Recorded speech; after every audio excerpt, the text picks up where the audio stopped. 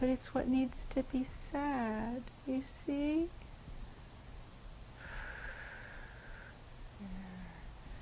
I'm just balling this hard knot. It feels like the densest metal possible. Black, black, black, dense, heavy, black rage.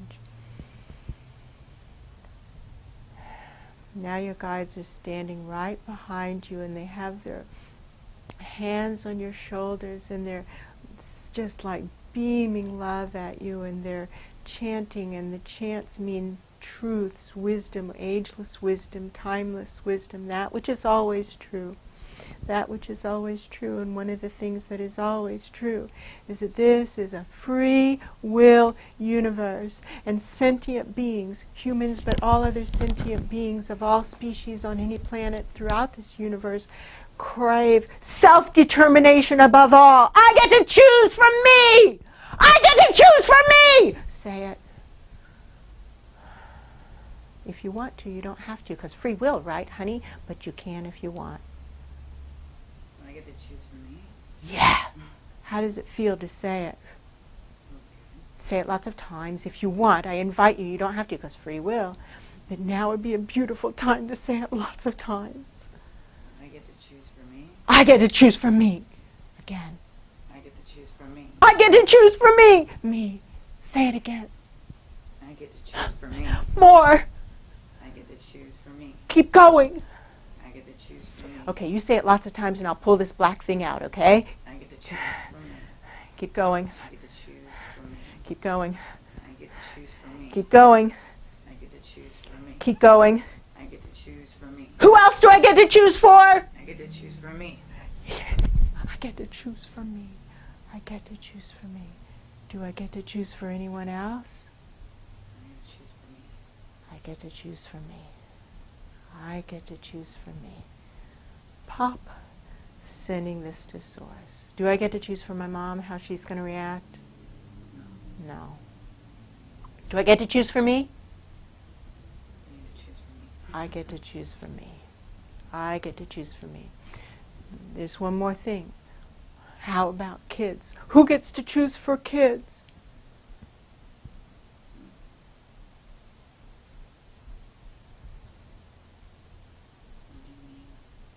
What? What did you say? I couldn't hear. So what do you mean?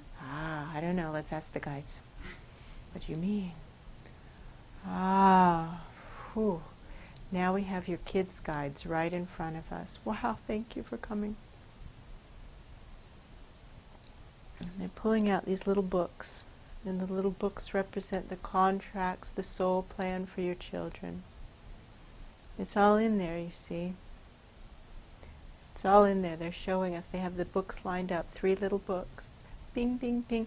Oh, 3 little sizes, because, you know, kids are different sizes because their bodies are still growing. So there's like the big one, the medium one, and the little one. But it just represents your kids, you know, their soul plans. Can I have a tissue? And I'm sorry, because I can't open my eyes. Thank you. Thank you. Hold on a sec. So, thank you very much. I would like a sip of water too. Hold on, I just have to. There. Thank you. Good idea. I've done that before. In classes when I'm teaching, I've knocked over my water. It's very effective. That was a joke. Not very effective. Okay. Maybe it is. I don't know. Who cares? I'm letting that go. Re-merging, realigning, re-merging, realigning, re-merging, realigning. Here are the guides again, the guides of the children.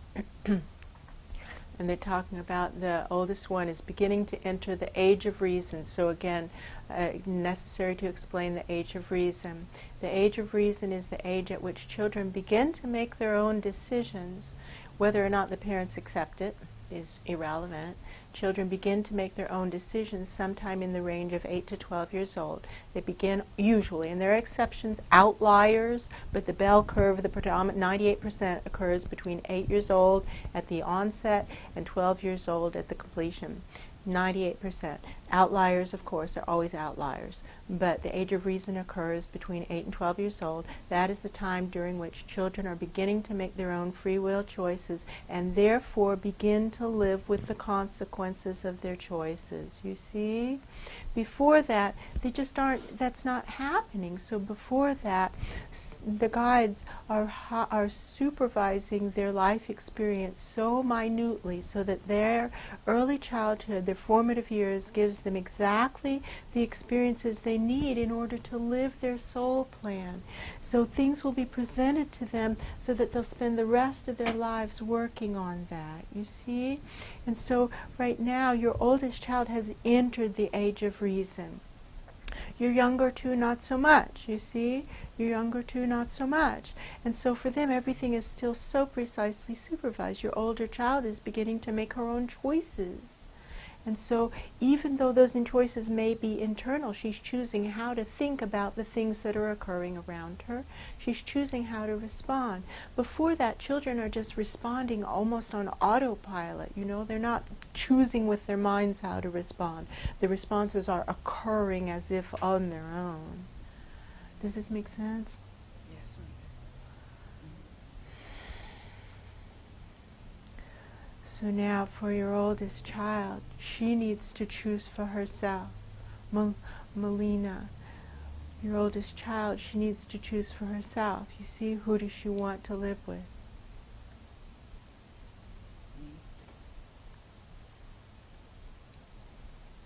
Now, for the younger children, from the perspective of spirit, I said that wrong, from the perspective of the assembly of guides we have in front of us, who are our representatives of spirit.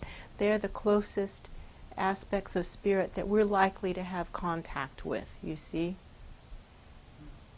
Of course, as eternal beings on eternal growth path, our guides have guides who are closer to spirit than our guides. But let's face it, we're not having a conversation with them, are we? We're having a conversation with your guides and the guides of your children. So we accept them as a representative of Source, of the divine, by whatever label we use. Does that make sense?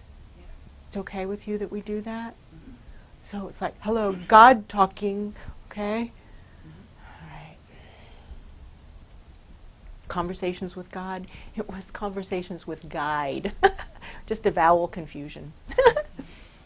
That's okay. The divine by any name, you see.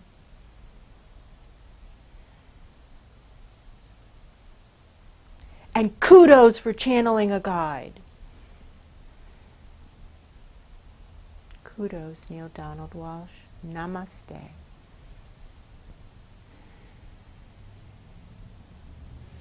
Now,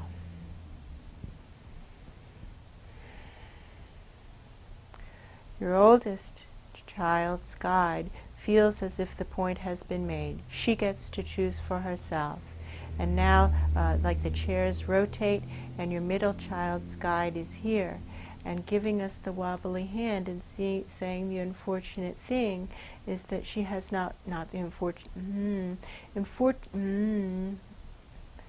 Now I'm looking for the energy spray, because what we have is a buildup of energy in the field, and so I need to clear it with something.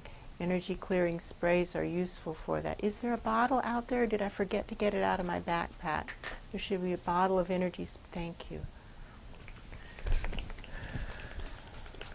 Thank you very much. That was nice.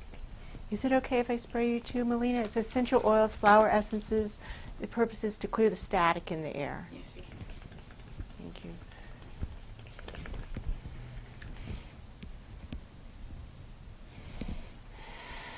Okay.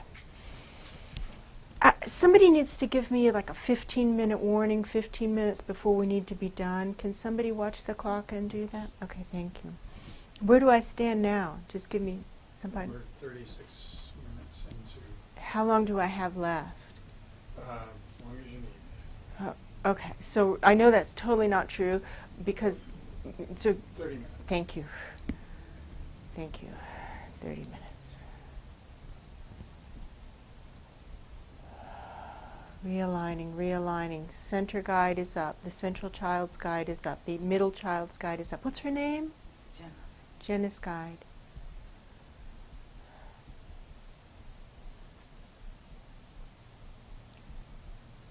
Jenna's guide is making an assessment. He's looking at Jenna's heart and Jenna's mind and comes to the conclusion that she is not ready to make this choice on her own.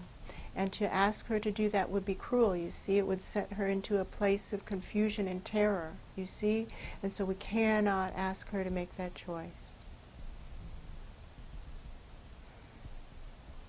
Youngest child's guides rotate. Absolutely not, out of the question. Forget it. So now those guides are leaving. They have given their kind of rendition of what needs to occur. Now, which is that we can't ask the child to make the choice. Does that make sense? The oldest child, we can ask the child to make the choice. Yes? The younger two, we can't. It isn't fair to them. Does that make sense? Okay. Can you accept it just as a working theory for now, and we'll come back to that? Yes. Now, we come to some other very important person. This is a person who's called a choreographer. They take the life plans of everybody involved and weave it into the overall divine plan. They create harmony. What your guide knows that you need is then harmonized with what your children's guides know what they need, and with everybody else who's a party to the situation. All the guides bring together their knowingness of what is needed. Does that make sense? And the choreographer weaves the overall plan for this group of people. And also all the choreographers weave the overall divine plan of all life on earth and throughout the universe. Does that make sense? So we have a choreographer here, and it's an honor to be in the presence of the choreographers. So just thank you for the honor. Thank you. Oh. Wow. Whatever that was, George.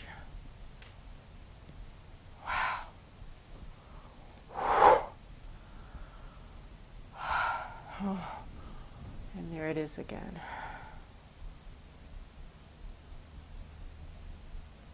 We're back in the other life.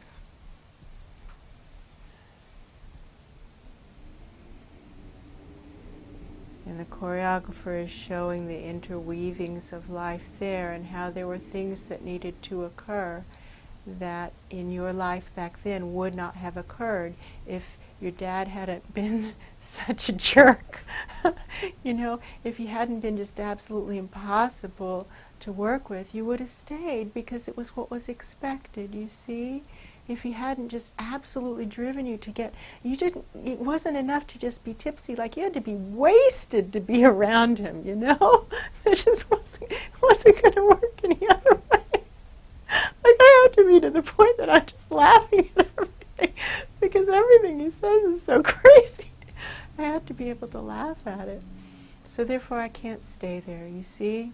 And so one night I come to the realization that I'm going through a day, like I'm getting up and drinking before the sun comes up in the morning and keeping myself drunk until I go to sleep, and I realize I'm not. This isn't life, you know? All I'm doing is numbing up. I'm not living, I have to leave. And so right then, it's dark, it's nighttime, I pack up stuff in a little bag, and I leave, like just a little bag, like I just take, you know, the basic necessities, and I'm out of there, and I don't say goodbye because I can't have the conversation because I don't want to have to get drunk again, and I leave. I leave and I get on the boat, ship. Looks like a boat to me. It's not very big, but we call it a ship. It's like, whatever, you can call that a ship. Looks like a boat to me. And we meet the people that we're supposed to meet in our life, and we have the experiences we were supposed to have, and we wouldn't ever have had it if Dad had just been anybody I could possibly stay around. I needed that, you see? Does that make sense? Yes. And so now we come back into current life and we see how your children need some experiences. And what they have had so far is looking at two completely different ways of living life, right? Definitely. Yeah. Two entirely different. It's like black and white, chocolate and vanilla, lots of different ways, left and right, just two completely different ways. Now, the goal for all of them, all three of your children, is to have both sides of ways of living with life presented well enough that they get it, equally enough that they get it. Does that make sense? So by age 8, let's say roughly, that being roughly generally the onset of age of reason, to have had a balanced presentation. Does that make sense? Yes. There we go. So now we watch the choreographer, and I see scales, and like little, they look like beans, or it's not beans. It's something like beans, but it's not beans. It's some kind of food item that's dried. Not grains either, not beans, not legumes being put on either side of the scale, and each legume is an incident. It's significant that that it's a legume, because it's a specific characterization being given to us, and therefore there's a specific meaning, and so we would have to understand about legumes. Anybody in the room have any awareness about legumes? Toss out some things that you know about legumes. Anybody? Shout it out. Legumes? Anybody